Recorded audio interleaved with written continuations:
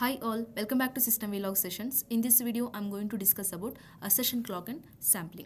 So we know that the expression used in the assertion is always tied to a clock definition. So we can see in the syntax also, it will be always positive edge or negative edge of clock or any clocking event. So the expressions used in the assertion is always tied to a clock definition. And what is this sampling?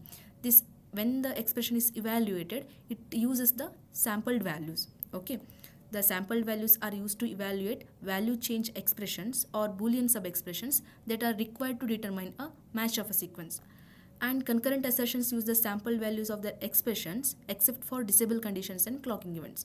So in the concurrent assertion, it uses the sampled values of the expression except for disable conditions and clocking events, because disable condition and clocking event uses the current value, not the sampled values. Okay, there is a difference between sampled value and current value. Current value means whenever the value changes suddenly, it captures the immediate value, that is the current value. But sampled values is not like that. So we will see where the value will be sampled. Okay, in which region we will consider it as a sampled value in the concurrent assertion. Okay, and in an assertion, the sampled value is the only valid value of a variable during a clock tick.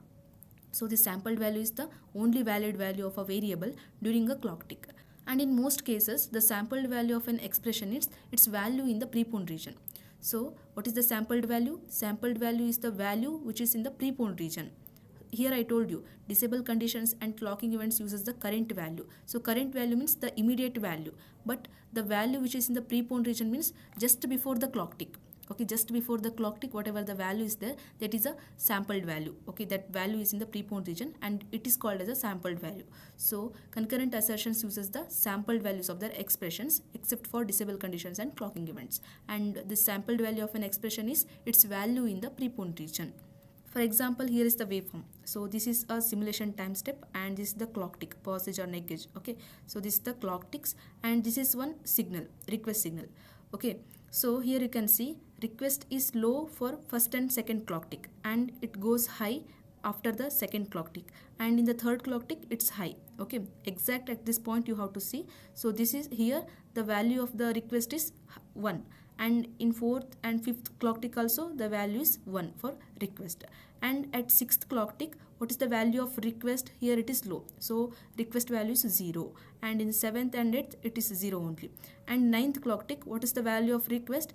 Here we can see the transition from 0 to 1, right? So at this exact point request value is 1, but what is the sampled value? Sampled value is 0 only. Okay, so sampled value is the value in the prepone region. So here this is the current clock tick, but sampled value will be sampled just before the clock tick. So even though the request is going from 0 to high at the ninth clock tick, we will consider the sampled value, and sampled value is in the prepone region. So at this point we can see that request is 0. Okay, sampled value of request is 0. So if it is a current value, then the value of the request would be 1. But we are considering the sampled values in concurrent assertion. So here the value of the request is 0. Okay, and again in the 10th clock tick it's high, and till 14th clock tick it's high. So it's 1 only. So this is the sampled value. This is how to check the waveform. Okay, even though if it is 1 at this 9th clock tick, the sampled value of request is 0. Okay. And it is important that the defined clock behavior be glitch free, otherwise wrong values can be sampled. So in order to get the correct sampled values, it should be always glitch free. Okay, and if a variable that appears in the expression for clock also appears in an expression with an assertion, the values of the two usages of the variable can be different. The current value of the variable is used in the clock expression, while the sampled value of the variable is used within the assertion. This statement is nothing but, if you see this example you will understand. Okay, assert property at passage m implication operator, and here we have a expression. So what this statement is telling, if a variable that appears in an expression for clock, so this expression for clock means this m, okay, this clocking event, also appears in an expression with an assertion. If the same variable appears in the expression, then the values of the two usages of the variable can be different, because we know that the expression uses the sampled values and the clocking event uses the current value, right? So this is what it is telling. The current value of the variable is used in the clocking expression, while the sampled value of the variable used within the assertion. Okay. So two usages of the variable can be different when the same variable is used in the clock expression and the assertion expression. Okay, so this is the important point to remember. When the same variable is used for clock expression and the assertion expression, then the values of the two usages of the variable can be different. So expression uses the sampled values and the clocking event uses the current value. Not only clocking event, if it's a disable condition, disable if condition, then it uses the current value. Okay, so this is one important point to remember. So now we will see how many ways are there to specify the clock in concurrent assertion.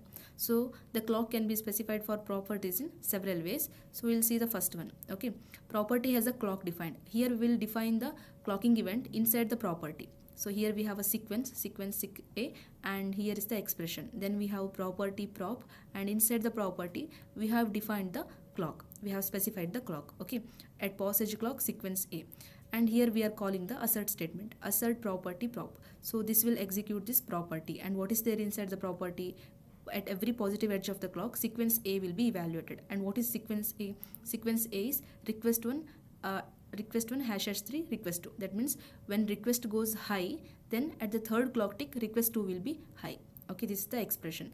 And for every positive edge of the clock, this value of request 1 and request 2 will be evaluated. And what value it will consider? The sampled value. Okay.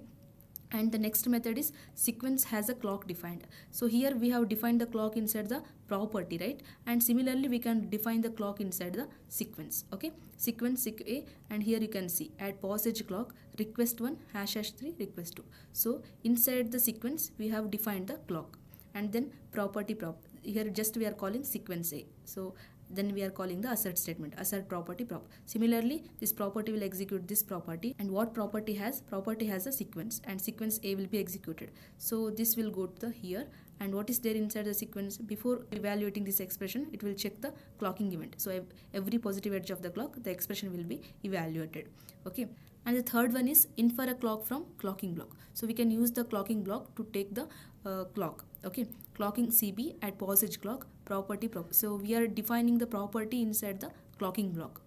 And property prop request 1 #3 request 2, and then the end clocking. So this is the clocking block, and we are calling the assert property CB.prop, because the property is not outside the clocking block, it's inside the clocking block, right? So in order to access the property or any method, we should use the handle. So this CB is the handle of the clocking block, or CB is the name of the clocking block. So CB.prop. So this is how to write the assertion statement when you use the clocking block.